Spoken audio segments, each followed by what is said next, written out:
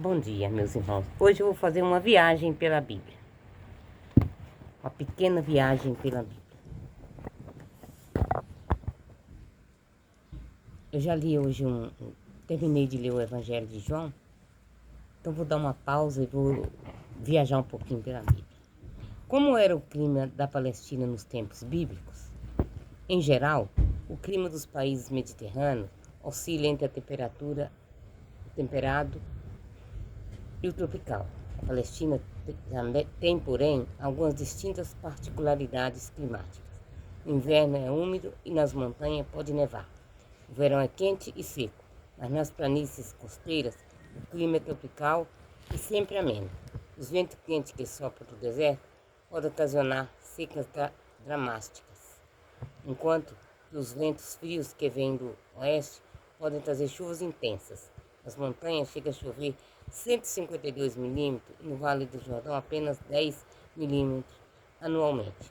As temperaturas também variam muito ao Mar Morto. No verão pode chegar a 40 graus centígrados e nas montanhas da Galileia, no inverno, podem ser inferiores a 0 grau.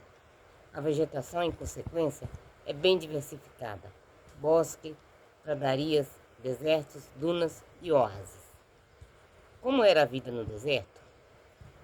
Poderíamos dizer que o pano de fundo de muitas das histórias bíblicas é o deserto. Na verdade, as regiões áridas predominam em todo o Oriente Médio. As poucas ilhas de solo fértil, como a Mesopotâmia no vale dos rios Tigres e Eufrates, as planícies costeiras do Mediterrâneo e as margens do rio Nilo no Egito, poderiam ser consideradas como autênticos oásis em meio aos vastos desertos de areias ou pedras. A vida no deserto era muito dura. Os israelitas, em sua longa caminhada para a terra prometida, vagaram 40 anos pelo deserto, sempre sentindo a ameaça de fome e da sede. Deus enviou-lhes para alimentarem-se o maná e as codornizes. Ao chegar a Canaã, a terra pareceu-lhes um milagre da natureza, um jardim paradisíaco. Também João Batista viveu no deserto, alimentando-se de gafanhoto, e Jesus lá passou 40 dias. Como eram as plantas? A Bíblia fala de árvores frutíferas e não frutíferas. Fala também de cereais, flores, frutas aromáticas e medicinais. Plantas aromáticas e medicinais. Entre as árvores frutíferas mais citadas estão a oliveira. Jesus vai para o Jardim das Oliveiras diversas vezes, nas mediações de Jerusalém. A figueira, que aparece, por exemplo, no segundo livro dos Reis e nos Evangelhos. A videira, frequentemente citada no Antigo e no Novo Testamento. E a palmeira, tamareira.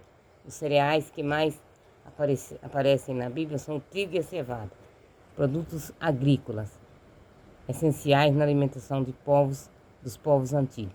Entre as flores típicas dos textos bíblicos estão o lírio, o narciso, a rosa e o cardo, planta cheia de espinho, com o qual fizeram a coroa para Jesus. Como plantas aromáticas e medicinais podemos citar o nardo, o cinamoro, o cinamomo, a mostarda, o incenso, a mirra, o cominho e o anis. Quais são os animais mais citados na Bíblia?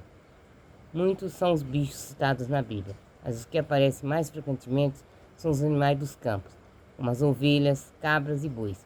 Outro animal mencionado várias vezes, principalmente no Novo Testamento, é o jumento. Basta lembrar que Jesus entrou em Jerusalém para participar da festa da Páscoa montada no jumentinho, no domingo de Ramos, pouco dia antes de morrer. O jumento era muito útil no transporte de pessoas e de carga.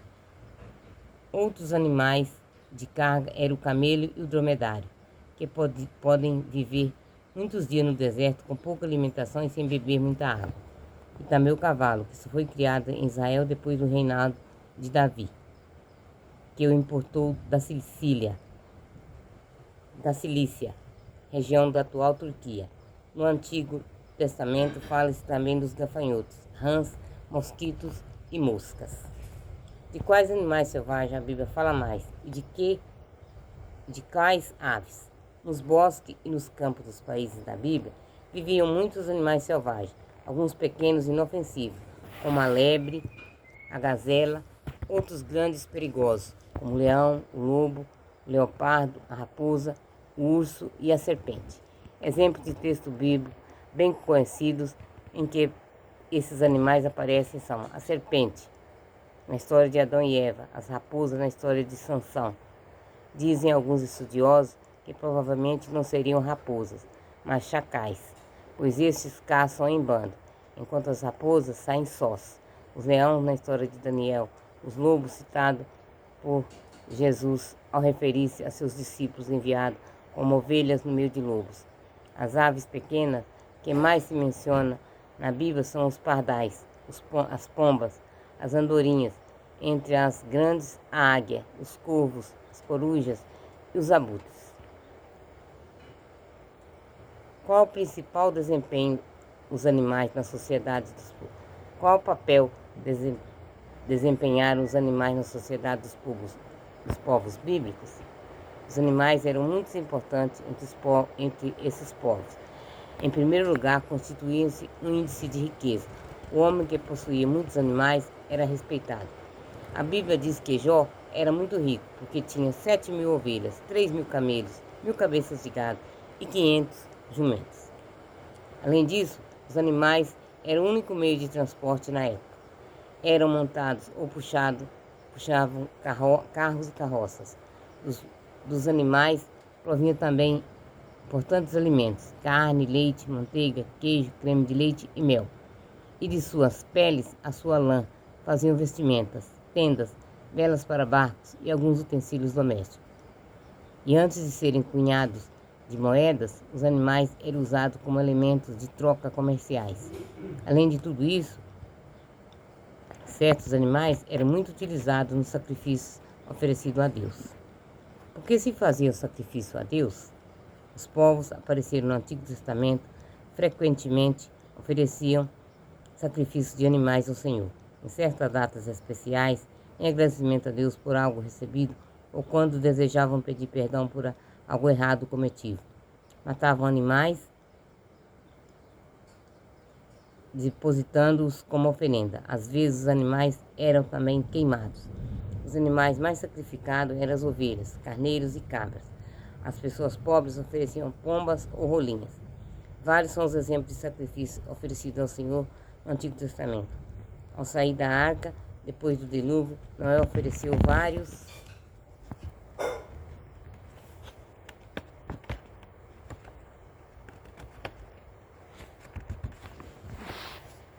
animais em holocausto.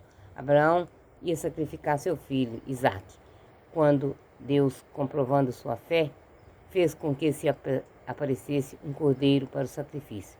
Davi ergueu um altar e ofereceu sacrifício ao Senhor, pedindo-lhe para que cessasse a peste em Israel. Por que o carneiro era tão importante? Além de sua importância econômica, pois fornecia carne e também lã, como a qual se faziam vestes e mantas, os carneiros eram animais mais sacrificados em holocausto a Deus. Mas há na Bíblia uma alegoria especial aos carneiros e ovelhas. Eram comparados ao próprio povo hebreu, ovelhas cujo pastor era o Senhor, que os guiava e delas cuidava com carinho e dedicação. Que o Senhor cuidava delas com carinho e dedicação.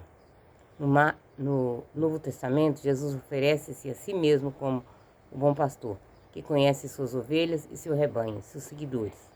Após sua morte, Jesus é chamado de Cordeiro de Deus, como os cordeiros imolados. Ele foi sacrificado, morrendo na cruz pela remissão da humanidade. Os cristãos, portanto, já não tinham razão para se sacrificar animais em holocausto. E Samuel já dissera que agrada mais ao Senhor o bom procedimento dos homens do que qualquer sacrifício. O que era o bode expiatório? É muito comum ouvir-se essa expressão em referência a alguém que está assumindo a culpa por um erro que não cometeu, um erro dos outros. Mas o que nem todos sabem é que o bode expiatório é parte de um dos sacrifícios oferecidos pelo povo hebreu. Numa de suas mais importantes celebrações anuais, religiosas, o dia do perdão. O sumo sacerdote fazia um sacrifício especial para que fossem expiados os pecados de toda a nação de Israel durante aquele ano. 2 bodes eram trazidos sobre o altar principal do templo. Um era escolhido para o Senhor e morto. O outro, o bode expiatório, era levado vivo para o deserto, como símbolo de expiação dos pecados, expelido para longe da presença de Deus.